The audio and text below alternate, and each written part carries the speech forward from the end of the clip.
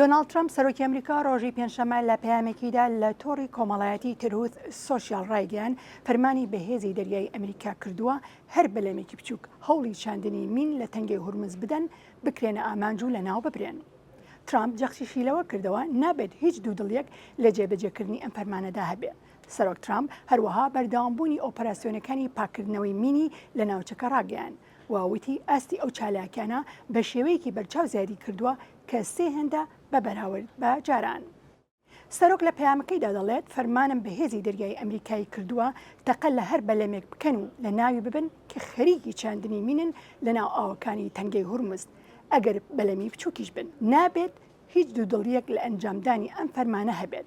سەرڕای ئەوەش هێزەکانمان لە ئێستادا خەریکی پاکردنەوەی گەروەکەن. لێرەوە فەرمان دەدەم ئەم چالێکە بەردەوام بێت و بەڵام لە ئاستێکی سێ هێندەی جاران بێت. دۆناڵد ترامپ سەرۆکی ئەمریکا ڕۆژی پێنجشەممە لە پەیامێکیدا لە تۆڕی کۆمەڵایەتی تروث سۆشیال نووسوێتی ئێران لەم ڕۆژانەدا لەسەر لە شێواوێکی قوڵدایە سەبارەت بەوەی کێ سەرکردایەتیان دەکات بەڕاستی نازانن چی ڕوودەدات.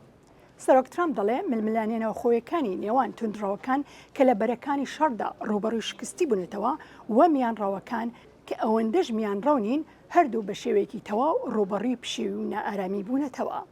دەژڵێت ئێمە کۆنتترۆڵی تەواوەتی تەنگەی هورمزمان کردووە و هیچ کەشتێک ناتوانێت بچێتە ژوورەوە یان دەربچێت بەبێ ڕەزامەندی هێزی دەریایی ئەمریکا.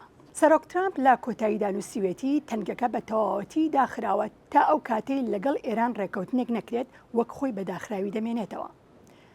باڵێزخانی ئەمریکا لە بەیروت داوا لە هاوڵاتیانی ئەمریکایی دەکات لوبنان بەجێ بهێڵن.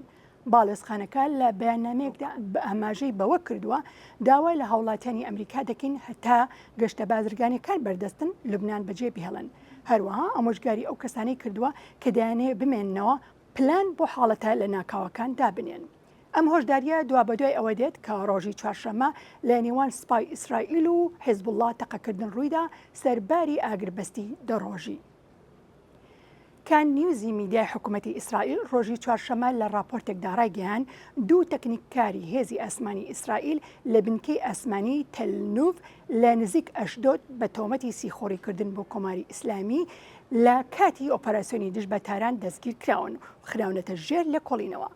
بەپێی هەواڵێکی ڕۆژنامی ئۆرشلیم پۆست ئەو دوو تەکنیککارە کە کاریان لەسەر فڕۆکە جەنگەکانی هێزی ئاسمانی F-15 کردووە تۆمەتبار کراون بە گواستنەوەی بەڵگەنامەکانی پەیوەست بە پرۆگرامی بزوێنەر و ناردنی وێنەی دەموچاوی ڕاهێنەرێکی فرین کە ئەم کارەش بەپێی یاسای سەربازی ئیسرائیل قەدەغەیە.